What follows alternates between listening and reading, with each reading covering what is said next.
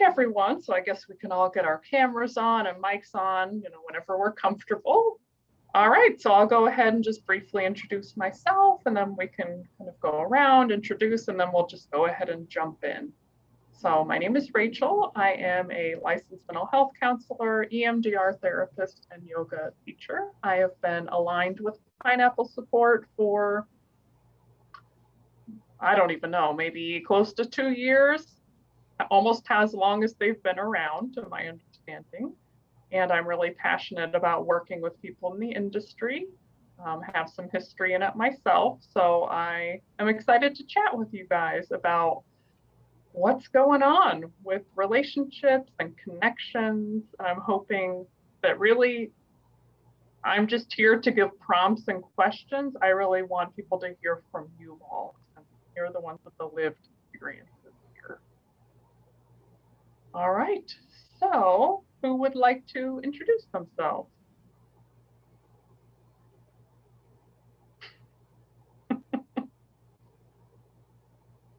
I don't mind going first. Good afternoon, everybody. Happy born day to you. Thank you. Yes. My name is King Noire. I am half of Royal Fetish Films and co-owner of Jet Setting Jasmine LLC.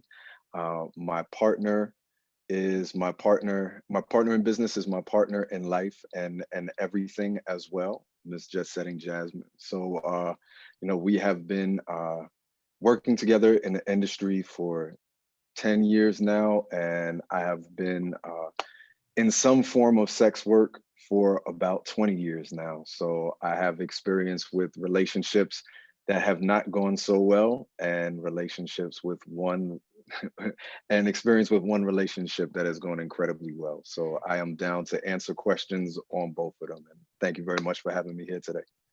Of course, thank you. All right. I'll go next. I am Kacy. My stage name is Kacy TGirl. I have been in the industry for about 8 years or so. I participate in a lot of revenue streams. I have done shoots for production companies only in the trans world, groovy, transitional fantasies, which used to be Shemale Strokers, and pureTS.com. I, of course, in the last few years have jumped on the OnlyFans bandwagon. And I also have done phone sex through Night Flirt, and then all the clip stores. I also am a full service sex worker, which is another revenue stream. And since the pandemic has eased up, I've started doing mainstream stuff. I was fortunate enough to be in Adina Menzel music video last Friday. Fingers crossed I actually make it off of the cutting room floor, or maybe I should say stay off of the cutting room floor. And so that's kind of who I am and what I've been doing and continue to do. When it comes to relationships, I've been in and out of them for the last 8 or 9 years since I've been in the industry. I haven't had anything more than short-term since then. And I'm very happy to be here and supporting Pineapple Support and this series today. All right, thank you both. I know there was someone else who was here. King, I believe it was Jasmine. Do you know where they may have gone? Let me see. I know she was just here. Maybe something is going on with her computer shut down. She should she'll be back on in a minute. Okay. All right. So, yes, and I know we have someone else, and then I know Lotus is dealing with something. So we'll go ahead and jump in, and then this topic is so circular that I'm sure that we'll kind of end up almost back where we started in a way. But the first thing I wanted to ask you both is, how has being in the industry affected your relationships with people in it or outside of it?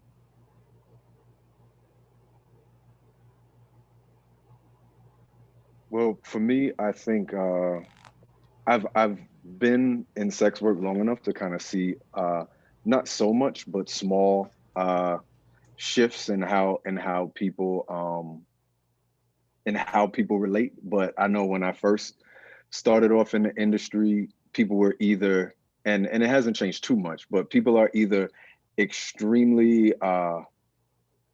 afraid of somebody who's in the industry. Like, I don't know if I could meet your standards sexually, or maybe we've been with a certain amount of people that just scares them or something like that. Or you get people who are completely infatuated by it and are unable to have a conversation with you about anything other than your work. Like, you're just trying to have a normal ass day and conversation, and it always somehow goes back to porn because they can't get past it. So, you know, those have been my overall experiences, and I find that for me, I prefer to actually build relationships with people who are in the industry or industry adjacent, because they are able to get past, you know, those little things. And when you want to get into deeper conversations, or if you're having a bad day at work, it can just be a bad day at work. It doesn't have to particularly be, you know, this whole deep conversation on the history of sex. You know what I mean? Yes, thank you. And Kacy, in case you had something you were thinking of, I did want to just go ahead and allow Lotus to take a moment and maybe introduce themselves. And then looks like Jasmine is back as well. And feel free to jump in on the topic too, if you'd like, or if you'd rather take a moment. So yeah, I'm Lotus Lain. I'm a performer and writer and producer and industry relations advocate for Free Speech Coalition. And I just do a lot of different things in the industry, and I care a lot about the industry. And I have been doing this since, yeah, I guess 2012, so almost 10 years. And yeah, I enjoy many different aspects of the industry. I've been in a few different relationships, and I guess I can say, I would say the most important relationship that have been developed in the industry are the ones with my child and the ones with my parent, surprisingly enough. So yeah.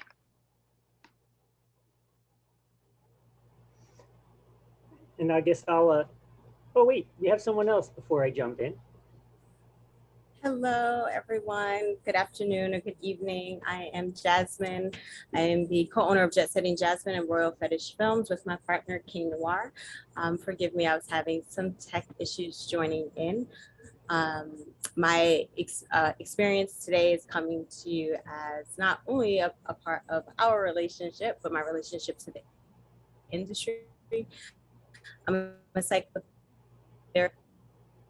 That part now support and service. Is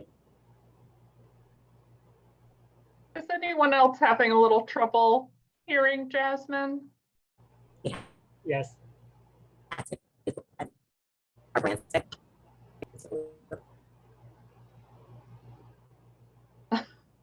Poor thing. Well, we will certainly be here.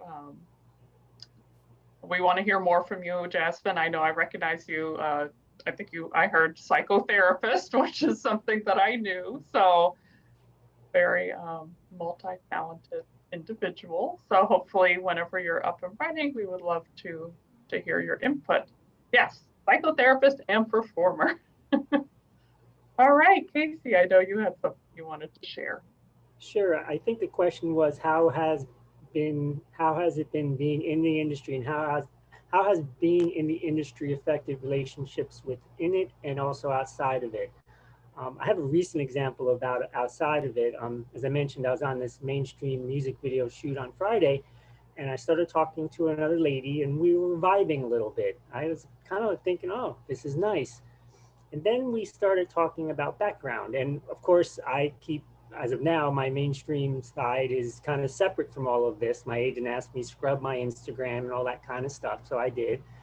So when we started talking, I'm inevitably in my mind starting to play out, okay, when it gets to, well, what else do you do? Because of course I don't make my living off of music videos or performing in mainstream stuff.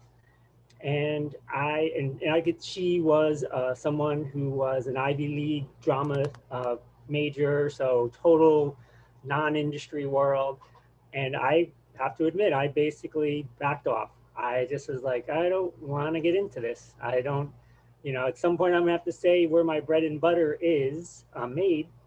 And so that's something that outside of the industry, and that's happened before, where when I'm meeting someone outside of the industry, that just, it's very difficult. And on top of that, being trans, I have to watch out for people who fetishize us. And I know that happens to other aspects in the industry. I get it. We're not the only ones to get fetishized. I'm not saying that. But I definitely, I feel like sometimes when I'm meeting people or potentially meeting them, there's that aspect of, it's not about the relationship, it's about the fetishization. Within the industry, I mean, a lot of great acquaintances. I also sometimes get approached by other T-girls, and that's something, and I use the word T-girls, that's just my lingo, that we seem to be a very incestuous lot, in that there's a lot of T-girl on T-girl dating in the industry. My own little theories about it are, it's very safe because of the fact that we know each other and there's no secrets. There's no worry about some of these other things that I mentioned.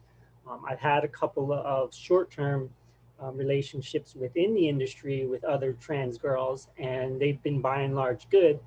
I've been approached by some, and I just felt like she is just doing the "this is safe" thing. Approaching me is just safe, and I'm more of a placeholder for safety than actually a person. So those are kind of two examples I've thought about as we were getting ready for this. I was going through in my mind, things. So those are two things that popped to mind as you asked that question. Thank you, Kacy. And that actually hits on the theme that I was going to bring up to you all, which is, I'm imagining and I'm already hearing that you all experience fetishization, and I'm sure devaluation, people just being dismissive. What have those experiences been like for you, and how have you navigated that?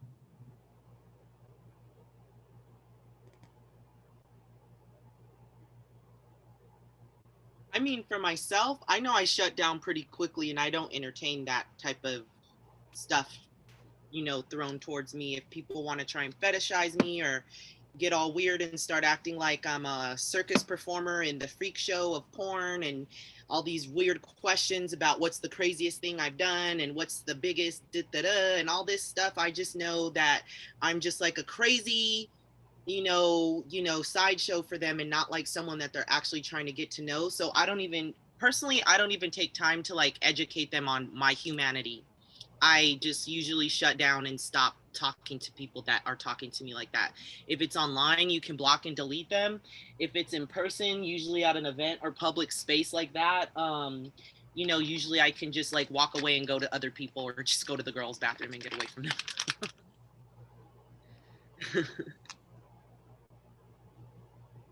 I think for me, it depends on the proximity of the person.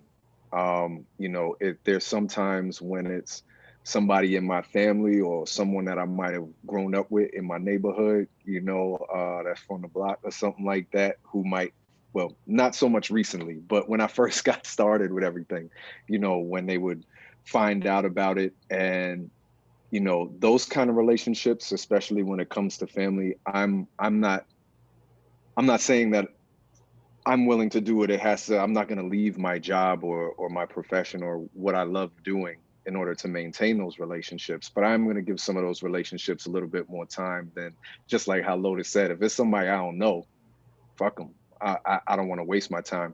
But when it comes to, family and friends and things like that, it is sometimes knowing like the ripple that I make with this person is going to be able to extend out to whoever they have relationships with. So knowing that if I educate them and it's like, yo, I'm not a different person than the person you grew up with or the person you know and love already.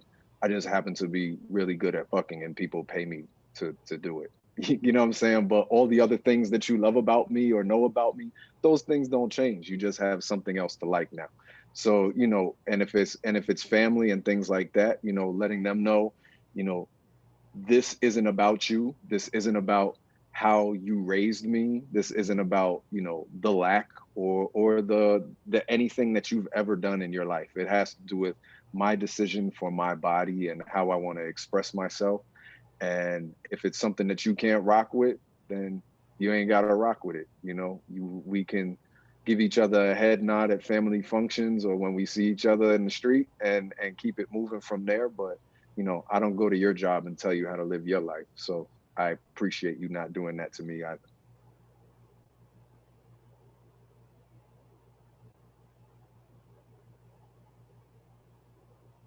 I'm wondering if Kacy wanted to say anything. I saw like a little smirk. You don't have to if you don't want to, though.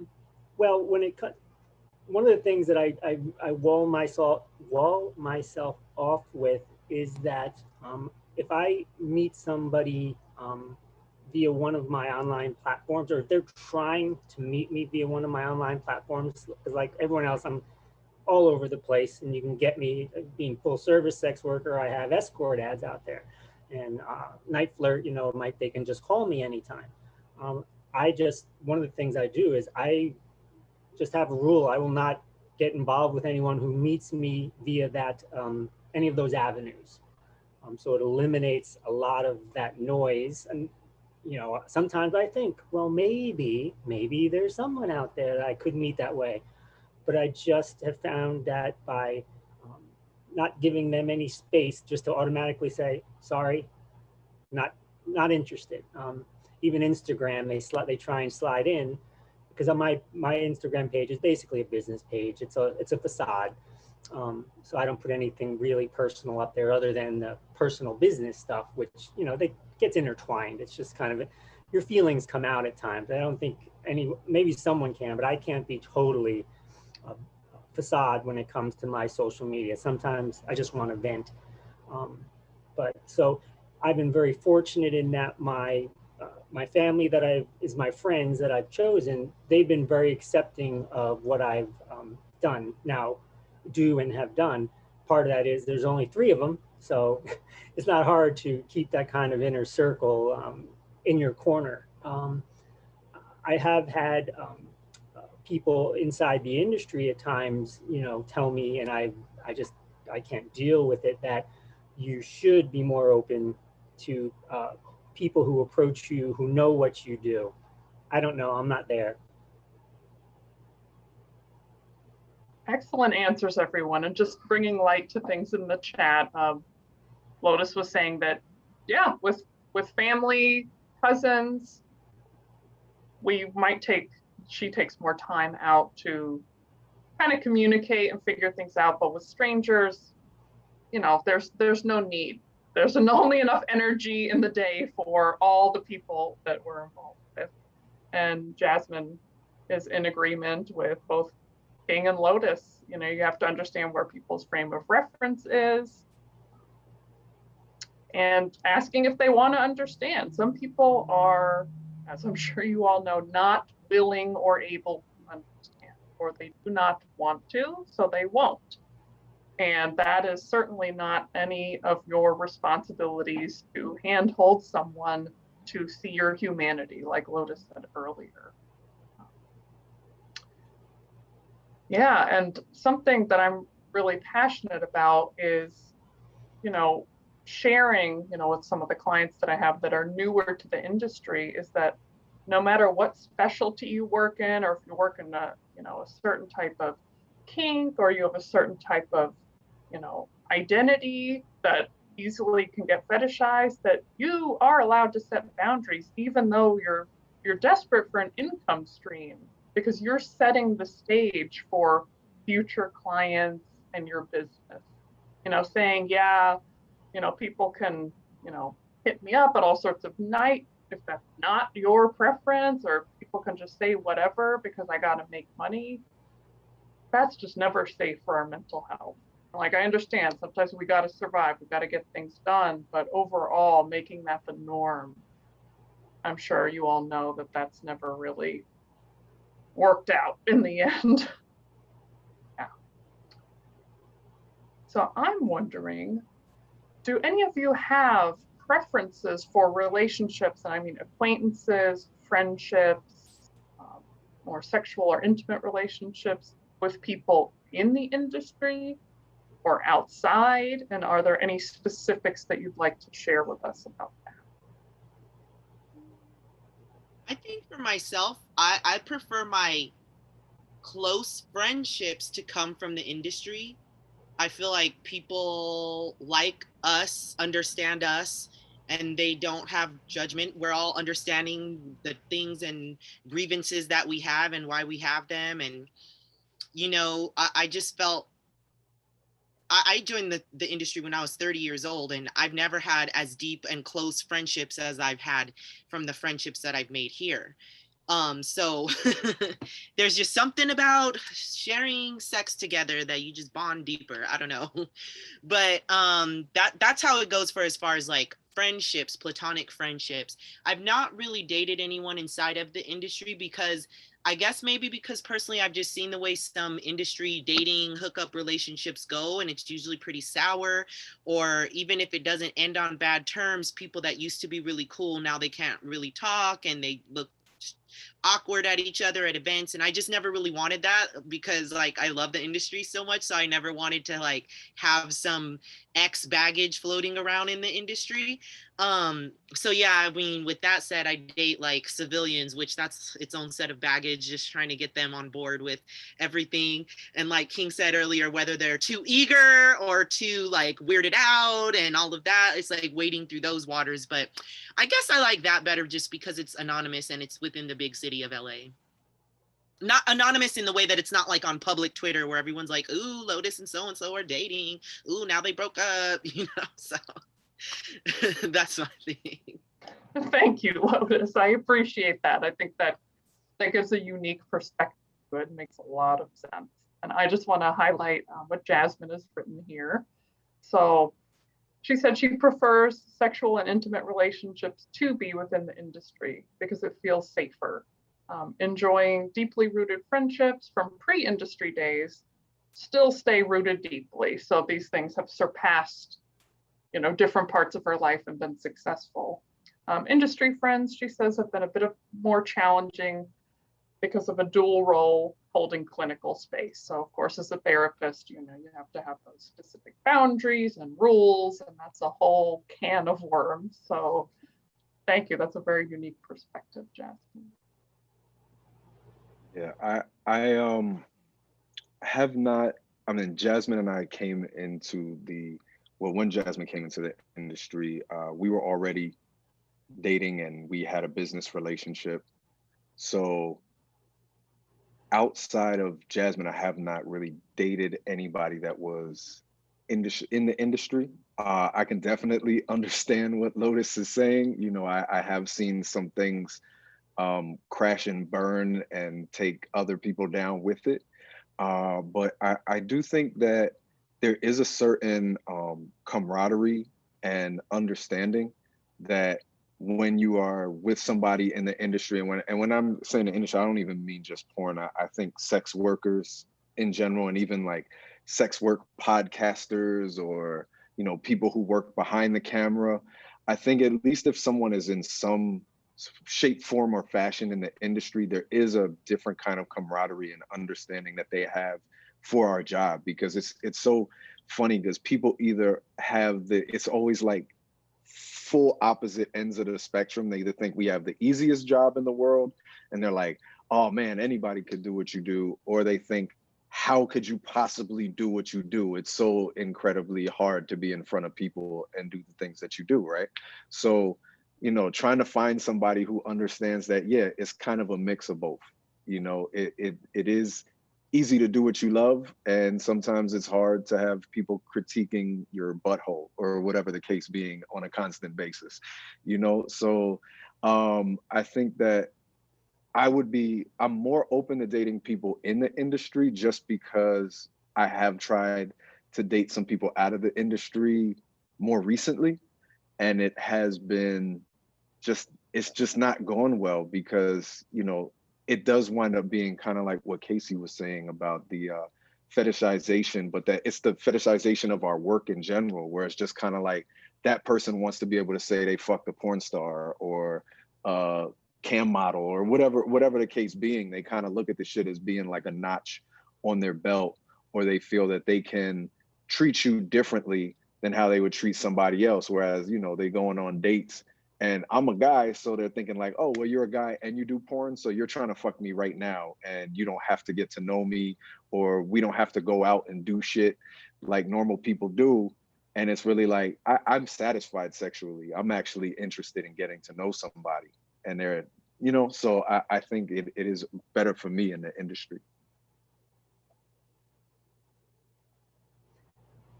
I'll jump in here.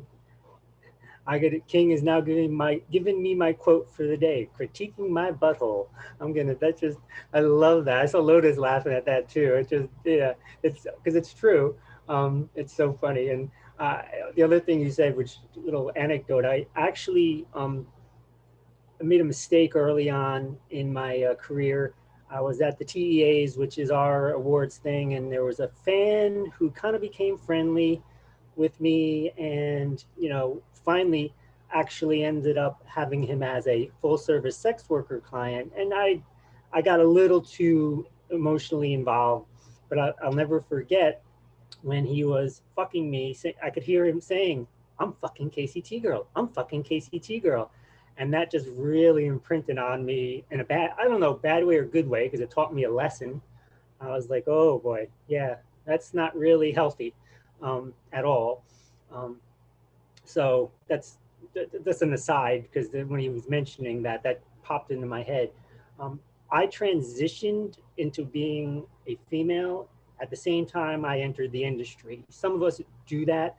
It ends up being a way to I call it not transition publicly, even though it's very public because you're doing porn, but in the sense of you're not in a workplace. You're not going to the cubicle. You're not doing any of that stuff. So, you know, it's freelance and you can go through your transition. You can make money doing sex work in the industry. So many of my, almost exclusively my platonic relationships have been in the industry, because those are the people I met and have gotten to know as I transitioned on that part of my life. So, and when it comes to sexually, not dated outside the industry, just inside it. It's just, that's a lot of what Lotus had said. It's just, well, actually she was talking about how she doesn't date within the industry. But when it comes to sexual relations, most of them have been almost exclusively within the industry, not outsiders. All right, thank you all. Okay, I'm not sure if you all can see it, but we do have a Q&A here that looks like it's directed right towards Lotus. So feel free to either answer live, I'll read it to you, or if you can see it, feel free to type. But this says, Lotus, can you talk more about the value of sexual interaction to your friendship? I'm trying to think if I understand what that means. Like the fact that I've had sex with my friends and that's why we're closer? Or is that, I'm not sure, maybe. That's how I took it, but maybe they'll put something more in the Q&A. I just think like we've seen all parts of each other. So I don't know, maybe it's also the type of people that we are. Some people feel like once they see all parts of someone that they're like, they don't care for them anymore, but I don't know. I'm not sure how to really explain that question or answer that question. But yeah, maybe other past friendships that weren't from the industry were just a little bit more superficial. Okay. Thanks, Lotus. Well, we'll see if we get any follow-up to that. I'll go ahead and let you know. Can I chime in on that one? Of course. I've been poly for as long as I've figured what love is, right? So I think that there's, for me, some of like my exes or whatever, even not in the industry, we at least wound up on some kind of cool terms afterwards, or at least that's what I've always preferred. Like maybe the romantical aspect of our relationship doesn't pan out, but the friendship aspect might. And there is a certain kind of like how Lotus said, just about the closeness that you have to somebody after you've had sex, made love, or fucked them, you know. There is this kind of like, oh, I understand you on a couple of different levels now as well. So I do think, not that I have to fuck all my friends, that is not like a prerequisite for my friendship, but I do think the friends that I do have and the people that I have had that kind of comfortability with, that we can share all kinds of different experiences with one another and be as close and as intimate as two people can possibly get, it has added on to the friendship, even if we don't continue to be sexual or romantic with one another. All right, thank Okay. you. Oh, Here's go ahead. something I just kind of thought of, because I think the question hit me a little, but now the way I kind of think of it as a metaphor, like, you know, food and preparing food and eating food is like part of life and you have to do it, but you don't always do it with just your family and your partner. It's sometimes shared with friends, it's sometimes shared with other, you know, chefs and people. And that's kind of the way I see sex. Like, it's a necessary part of like enjoyment and pleasure for me, for life. And I don't feel like it's just, it has only just value in a relationship of romance. There you go. Okay, nice. And Jasmine has added here that she really enjoys that industry friends can explore different aspects of sex together. That's kind of sans judgment. Sometimes it's educational, experimental, and sometimes it's monetized, which is nice for everyone. Yeah, I just wanted to comment that from, you know, my time in the industry, working with people who are in it and all different aspects, that there is, I just saw yes to monetized from King, but there is a real sense of maturity from people in the industry about sexuality and relationships that I think really could benefit a lot of people's ideas about growth and reflection of self and people and intimacy. You know, but they are kind of boxed in by societal stuff. So I think the conversations we're having will certainly be of assistance to people.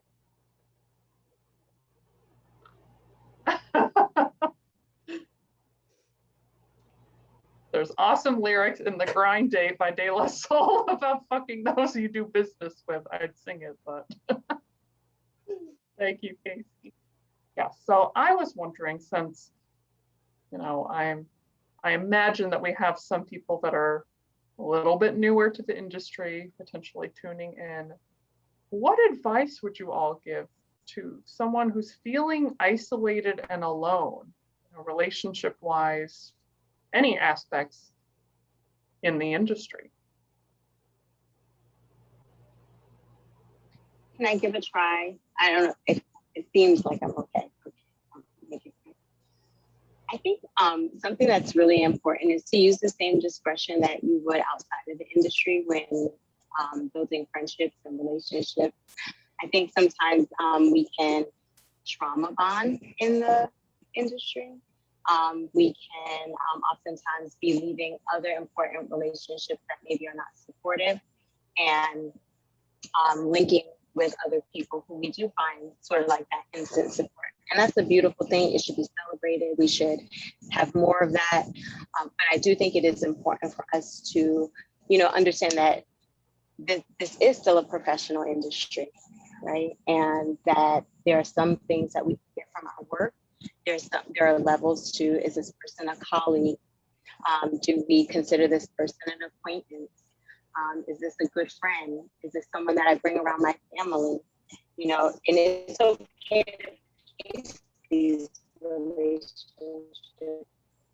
well. I think, Jasmine, I think it's getting a little on your end. I'm sorry.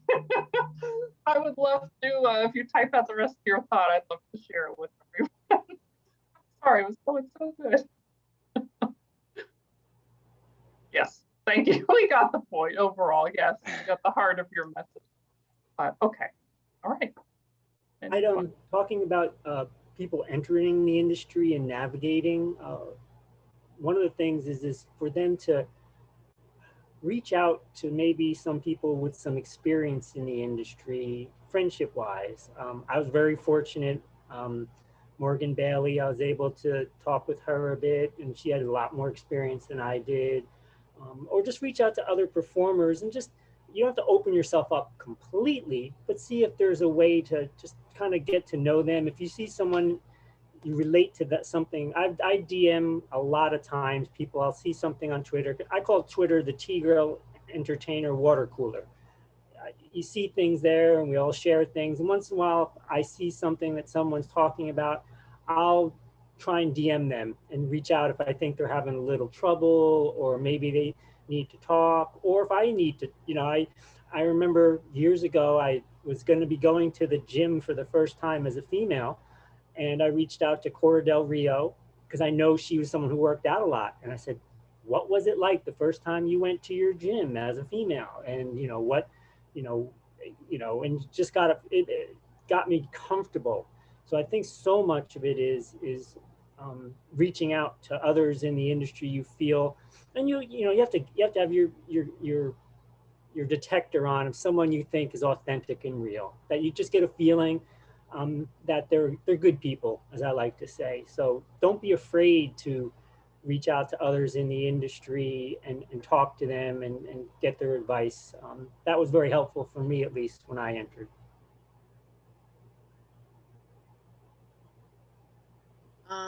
If I can jump in, I think I want to heavily reiterate what Jasmine said about don't trauma bond with other people when you're new in the industry.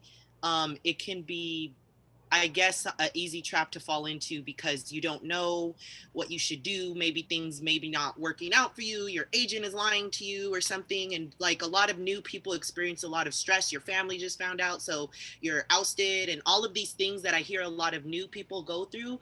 I would just encourage them, again, like Kacy said too, reach out to an older performer that you think has, maturity and the kind of empathetic heart that would actually be a good person to listen to. A lot of people we look up to, but they turn out to not be maybe the greatest or the most helpful. But what you should really look to is the people that are wanting to help, that say their DMs are open and stuff like that, and actually DM them, because a lot of us are available for even just a quick oh no, you don't need to talk to that person, don't worry about that, talk to these people over here and they'll set you straight. Those kinds of quick moments of just nudging and advice can help you and prevent you from making bad decisions. I know when I was fresh in 2012, I was very not savvy with Twitter, and I wasn't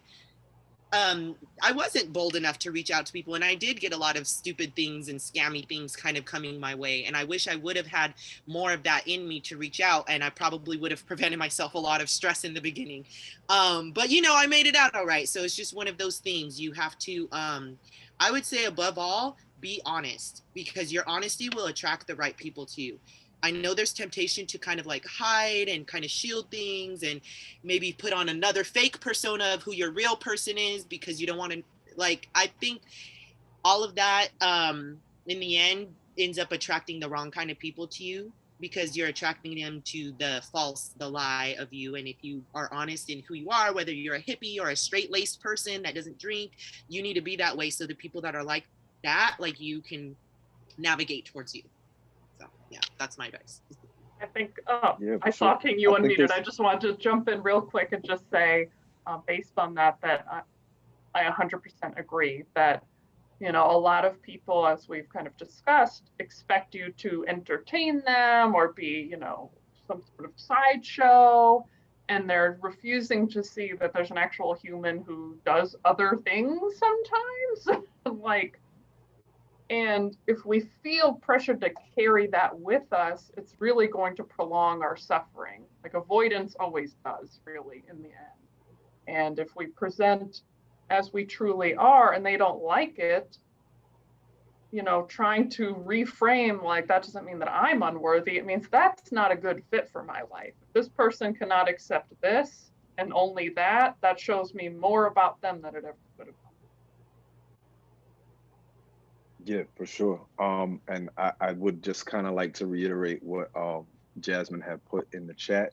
there are a lot of support resources. There are support groups for sex workers to, you know, in a lot of different categories and in the kind of overarching umbrella of sex work.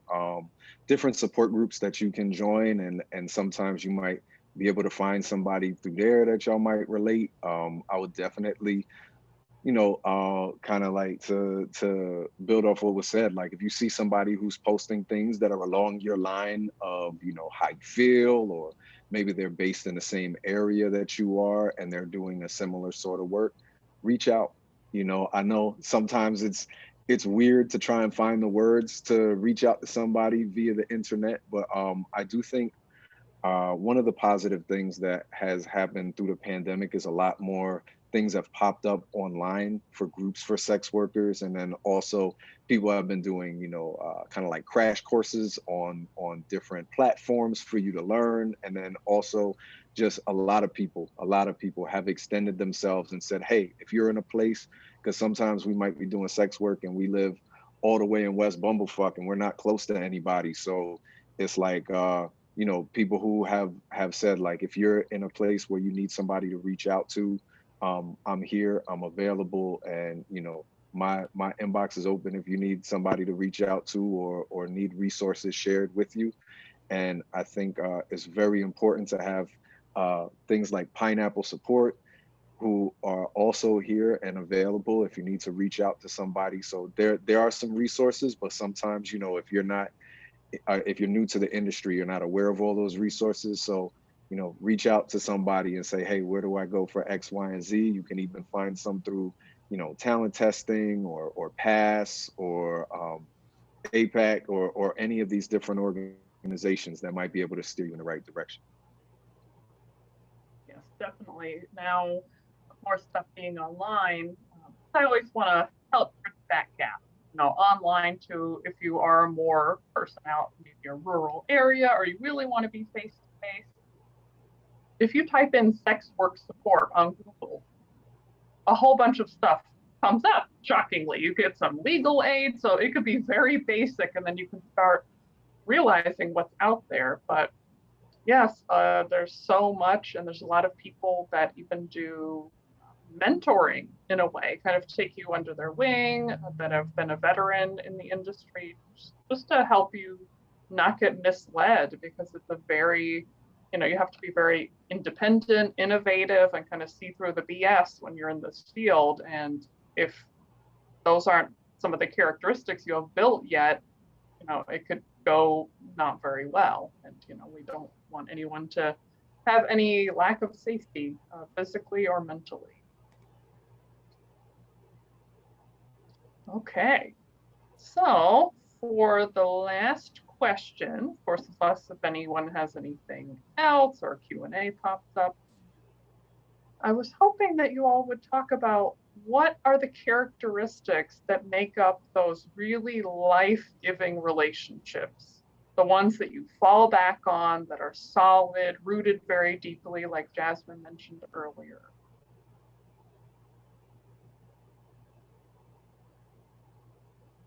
I'll jump in there. One of the things I look for in friendships is being a friend takes effort. And to me, it's very big when I'm forming any type of relationship with someone is, are they putting in the effort too?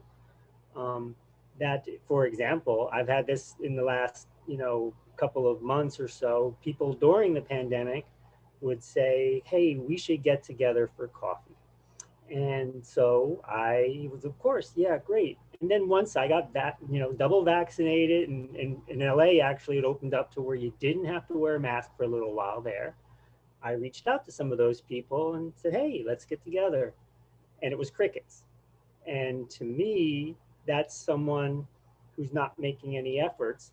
And then there were some that did. So in forming, my best friend, one of the things I love about her is that she always makes the effort and I make the effort in return.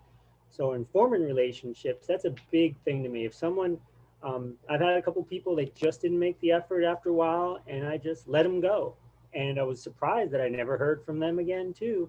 But I thought, well, that's the way it is. So that's something that's very big for me with it could be a platonic relationship, or it could be a for romantic relationship, if that's the word you want to use. Are they making the effort?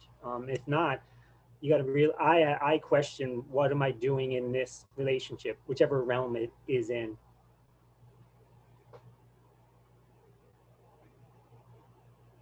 I can't agree with you more, Kacy. That effort. I mean, if I have to like beg and plead for attention and time, whether it's a friendship or a relationship romantically, I don't think that that's where my energy needs to be. I mean, with me and my best friend, we talk every day, and sometimes multiple times a day. It's like ridiculous, just like keeping each other up on whatever it is we're doing and what's funny. I just saw this guy outside doing something funny. That's a friend to me, like someone that you want to share even like little things with, and then when you have big deep things, they drop everything and they listen to you. It's not like, oh, let me get back to you, I have this thing. It's like they're there for you when you really need them, and they're there for you in the lighthearted, silly moments. To me, that's how I really know someone is worth my time. The effort and their ability to be with me present in like good times and in like stressful times, and like listen to me and not blow me off. Because some friends are just there in the silly times, and when stuff gets deep, they don't even want to talk to you, you know. So those aren't, I think, real friendships where you really give your full self to. That's a great point. And I see how that draws in from what Kacy said about effort, which, you know, we're all busy people. We need people to at least, you know, be aware that we're out there living. And, you know, if not, then maybe that's not the person for us. And with what you said, Lotus, that's another way of discussing effort. If someone only wants to show up when you're kind of in a silly, goofy mood, like, that's maybe an acquaintance or something else, but it's certainly not very much a friend, because they're not willing to see you in different aspects and different lights. And just drawing upon what Jasmine said here, life-giving relationships for her have to do a lot with trust. She wants to spend her time with trustworthy people where she can give and receive love freely, and relationships that have the potential to grow and expand, which I think is amazing, because that's the sign of a deeper relationship of any type, is if it can move and grow with you. Because we all kind of shed old skin, you know, release toxic behaviors, start new things. And if someone just wants us when we perform this type of behavior, act this type of way, that's not a dynamic person. For sure. For me, I would say honesty and acceptance. I think when it comes to acceptance, and this goes for, you know, whether it's sex work or just who you are as a human being, being able to be with somebody and share space with somebody who accepts you for all of who you are, and is also honest enough to hold you accountable for shit, you know, and is willing to be open and honest with you in those kind of situations of, you know, whether it's where you can step things up or be honest and appreciate the places where you have stepped up. You know, I think any good friendship, any good relationship, there has to be that openness and honest acceptance of one another for where you are, not trying to make you something you're not or whatever, but accepting you for who you are and the growth and the path that you're on. Beautiful answer. Yes, absolutely. You know, friends or strong relationships, they're not enablers. You know, they're not there to entertain us. They're not there to be a scapegoat. We're not there to be theirs. Punching bag, whatever it is. We're not there to play some different role. We're there to just be and be accepted as such. And, you know, in lots of occasions be pushed to be better and be challenged, like King said, not just if you're acting like a complete jackass, they're just sitting by going like, you know, that's not. I think Kacy maybe wanted to make a comment. Yeah, a quick one, because I saw something in the Q&A and I know that's going to open up something bigger, is the listening too. I always joke that with I do this to my best friend a lot of times. I say, hey, how are y'all doing? And she'll come back with, I'm fine, how are you doing? And I'll go back with, none of your fucking business. That's not the way we play this game. And it's a part of, you know, when you're asking someone how they're doing, you want to hear it, and vice versa. That it's just not you're talking and them listening. So just something else. So it kind of goes with the effort kind of hand in hand with that, making the effort to truly listen and not just be ready to say what you're going to say in return. All right, thank you, Kacy. Yes, and there is a Q&A, and Lotus has responded. So there was a part for King and then a part for Lotus. So Lotus has just answered via typing. And King, I don't know if you can see it. If you can, if you'd rather answer it verbally or type, but if y'all have me type it, I'll be sitting here for I think what let me know that Jasmine and what affirmed being with Jasmine was the right decision. And like I said, we've been together for 10 years. 10 years ago, almost everybody I met was doing exactly what I said I don't want people to do. They were not accepting of who I am and what my path was. You know, like I have been in sex work longer than I haven't been in sex work. You know what I'm saying? So it's like, if you are somebody who's like, yeah, you were doing that porn or you're seeing clients, but now that you found me, you don't got to do that no more. I'm like, oh, well, how Bill's getting paid? You know what I'm saying? Like, it's very, you know, I ran across a lot of people who were trying to change me. And in fact, as Jasmine said with monetization, you know, she was like, how can we get it together? You know what I'm saying? And I was like, oh shit. Yeah, let's get it. You know, so to find someone who has the same drive and we might not always be involved in the same things or have the same interests, but we support one another in each of our individual interests and also help each other find ways to monetize our individual interests and then find ways to do it together as a couple. And I think that for me, I knew it was the right person when it wasn't like, well, how are you going to not do this anymore? It was like, how you going to do it better? You know what I'm saying? So, you know, I fuck with her for that, literally and figuratively. Love it. Yes. All right. Someone said those are some amazing couple goals. 100%. Thank you. Yes. So, yeah, I found it interesting, King, that you touched on, and I think we just have a couple minutes, but almost like the savior complex that people can have about folks in the industry. I would say more so relationshipy, sexual, where they're like, oh, you don't have to do that anymore. It's not needed, as if your job was just you trying to seek like a sexual partner, like this chronic misunderstanding and wanting to be some sort of savior or something like that. Oh, okay. All right, Lotus. Lotus has to go to an appointment, which is totally fair considering we have like 3 minutes. So, okay. Before we jump off, any last questions from our folks in the audience or any last comments from Kacy, Jasmine, or King? I'd like to throw something in. This is being the representative TGirl here. Something, for example, real quick, when you're dealing with T-girls, and probably T-men too, I know some T-men like Eddie and Buck, but I don't spend a lot of time with them, is be cognizant of their hormones. I had my shots a couple weeks ago, and for like a week, it's just my emotions are everywhere.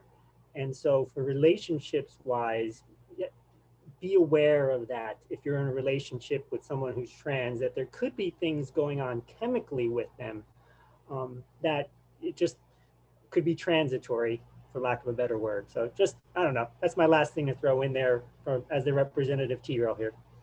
We appreciate it. Yeah. My last thing is you are deserving of the relationship that you want. You are deserving of the love that you want and how you would like to be loved. And you do not have to settle. Don't let, you know, the sometimes societal narrative that because we are in sex work, we are supposed to accept some kind of foul treatment or we are not worthy of love. You are more than worthy of all the love you can handle and all the love you can give. So that is my final comment, and thank y'all very much for tuning in. 100%. And I guess my last comment before bidding everyone adieu would be exactly what everyone else is saying.